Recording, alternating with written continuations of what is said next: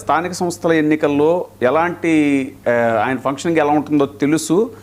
So అధికార దుర్వినియోగం అలాంటివన్నీ ఎలా జరుగుతాయి తెలుసు. పోలీసులను అడ్డు పెట్టుకుని అయితే ఓటర్ లిస్ట్ దగ్గర నుంచి పోలింగ్ బూతులు దగ్గర నుంచి పోలీసుల వరకు అసలు చంద్రబాబు నాయుడు గారు వ్యవస్థల్ని వాడుకున్నట్టు భారతదేశంలో ఏ ముఖ్యమంత్రి ఏ ప్రధానమంత్రి వాడుకోలేడండి అధికారంలో ఉన్నప్పుడు. తెలుసు, అయినా పోరాటం చేస్తాం.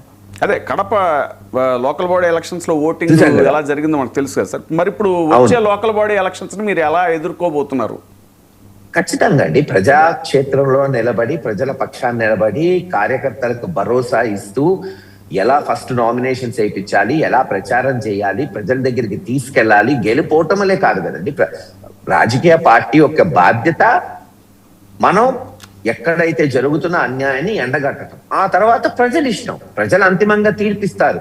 ఈ రోజున మరి వాళ్ళు మంచి చేస్తున్నారా చెడు చేస్తున్నారా? ఆఫ్ కోర్స్ తెలుగుదేశం బుల్డోజ్ చేసిద్ది, అధికారం ఉంది కాబట్టి పోలింగ్ బూతులు మార్చుకుంటారు, నామినేషన్ వేయకుండా చేస్తారు, అన్ని రకమైన హింసలు ఉంటాయి, దాడులు ఉంటాయి.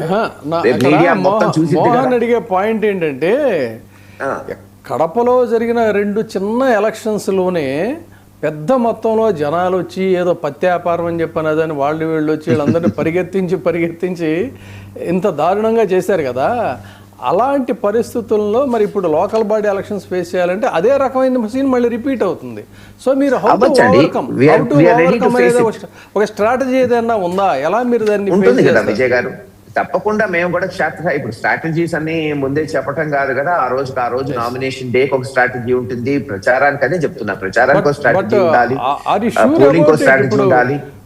నేను అడిగేది ఏంటంటే ఖచ్చితంగా ఇప్పుడు గత అనుభవాన్ని దృష్టిలో పెట్టుకొని దాన్ని ఎలా ఓవర్కమ్ అవ్వాలి అనే దానికి సిద్ధపడ్డారా, లేదంటే మ్యాసివ్గా మనం వెళ్ళిపోవాలనేటువంటి దీంతో వెళుతున్నారా అనేది ఒక డౌట్.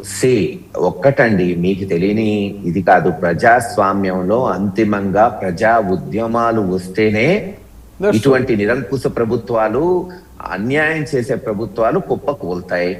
వాళ్ళు ఎంత మితిమీరి మెషినరీని వాడుకుంటారో అంత పాతాళానికి వెళ్ళిపోతారు.